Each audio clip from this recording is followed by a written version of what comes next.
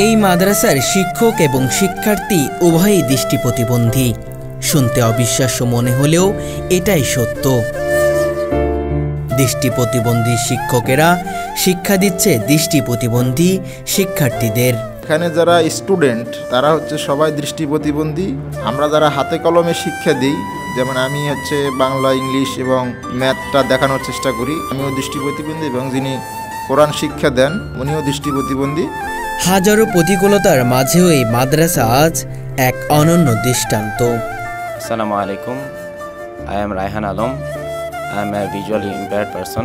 I study in Hifz group at Abdullah ibn Maktoum Blind Madrasa. দৃষ্টি প্রতিবন্ধী শিক্ষকদের নিরলস পরিশ্রমে এই মাদ্রাসায় এখন পর্যন্ত 5 শতাধিক শিক্ষার্থী কোরআনের হাফেজ হয়েছে।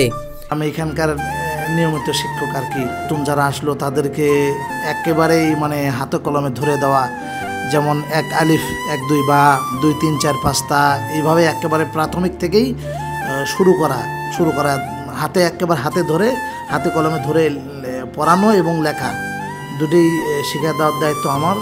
প্রতিদিনই নতুন নতুন শিক্ষার্থী এখানে ভর্তি হচ্ছে, আর তারা কোরআন মুখস্থ করছে আপ্রাণ চেষ্টা আর অসাধারণ এক নিষ্ঠার মাধ্যমে। মুহাম্মদ সাল্লাল্লাহু আলাইহি সাল্লাম আমাদের প্রিয় নবী।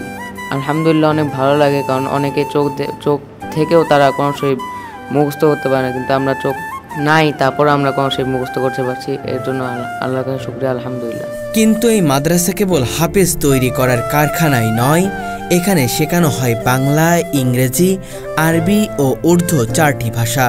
كتاب أنزل إليك فلا يكن في صدرك حرج منه لتنذر به, যেখানে শেখানো হয় গণিত, সমাজবিজ্ঞান, ইতিহাস।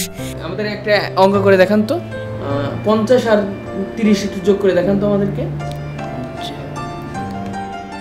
জি ভাই, উপর আছে 50, নিচে আছে 30, উপরে 0, নিচে 0, 0 0 নামাইছে বাম পাশে, উপর আছে 5, নিচে আছে 3, 5 আর 3 8, 8 এর 8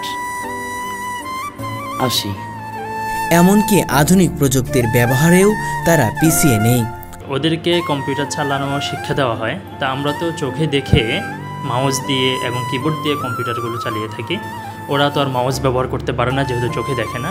ওরা হলো ভয়েস শুনে শুনে কম্পিউটার চালায়। কম্পিউটার টাইপিং থেকে শুরু করে ইন্টারনেট ব্রাউজিং পর্যন্ত তাদের কাছে